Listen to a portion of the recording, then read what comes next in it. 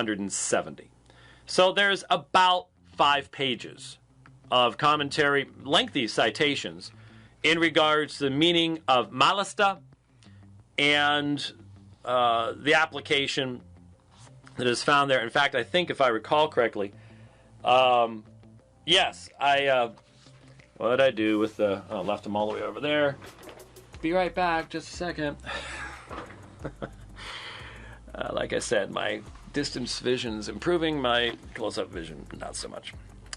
Here is Marshall and Towner, who are nowhere near reformed. Adoption of the traditional translation of malasta, Titus 1:10 note, as especially so most scholars, leads to some strained exegesis. The usual solution is to distinguish between the all to whom salvation is offered and the believers who accept the offer. Kelly distinguishes between believers who have assurance of salvation and others who may obtain salvation. Easton 146 is forced to regard the phrase as addition to original formula. These problems disappear if we accept the other possible translation to be precise, namely, I mean. That's what Skeet was suggesting.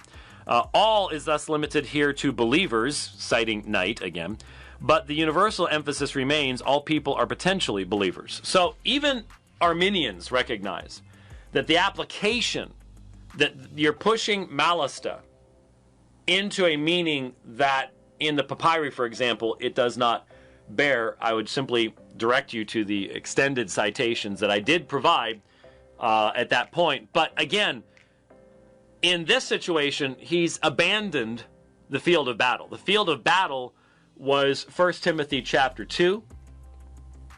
The field of battle was the subject of what specifically is being indicated when it says, who desires all men to be saved.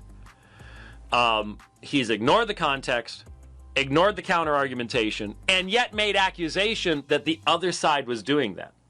In each one of these instances, any serious, knowledgeable analysis would have to put failure, failure, failure, failure, all the way down the list. It would be a long list of failures on his part.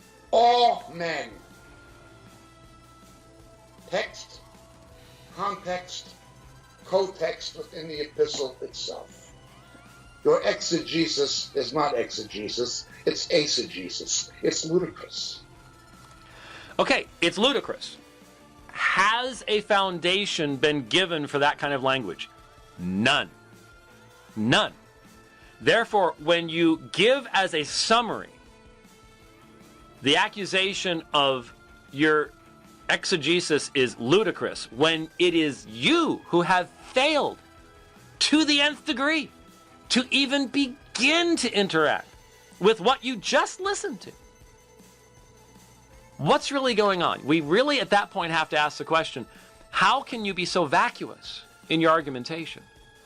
How can you be so blind to the force of the argumentation that you're allegedly attempting to respond to? And my answer to that is, it's called tradition. It's called tradition. And just as Dave Hunt said to me so long ago, James, I have no traditions.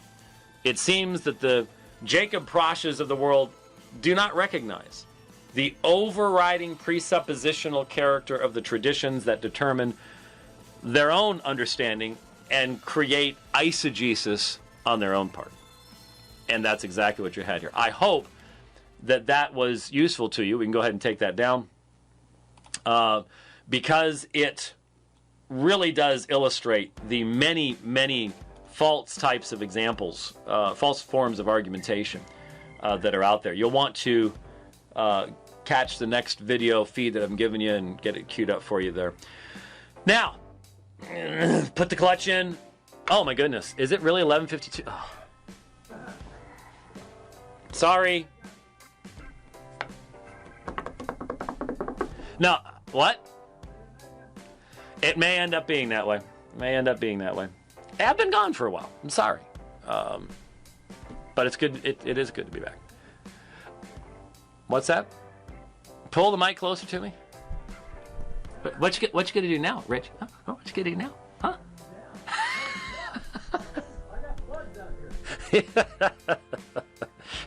We're having a little bit of disagreement today. Anyway. All right.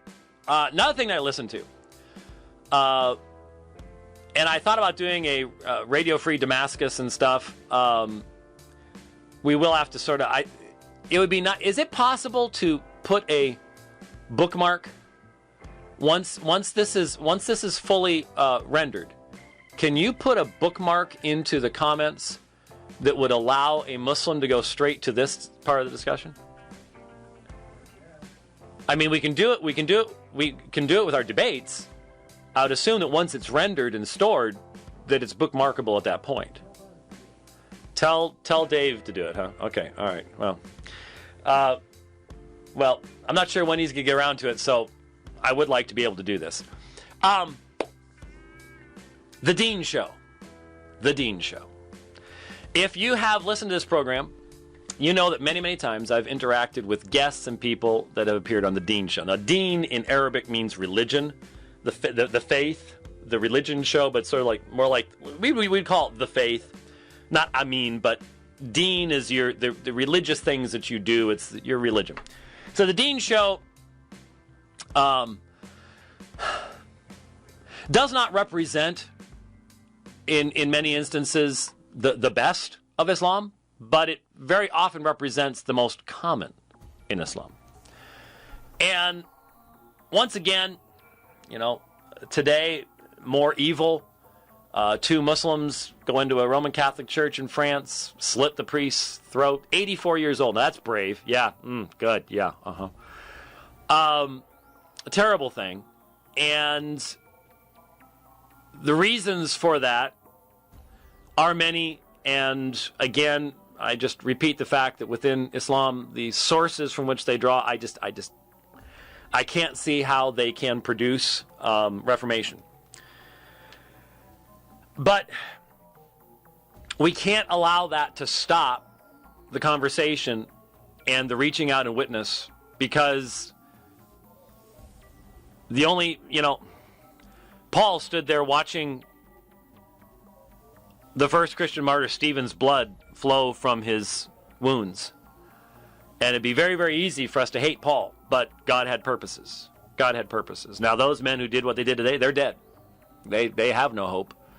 They already know that there are no 72 virgins, and that they are standing before a holy God clothed in their own filthy rags of sin, and they did not have a sin bearer. That's the great tragedy of Islam.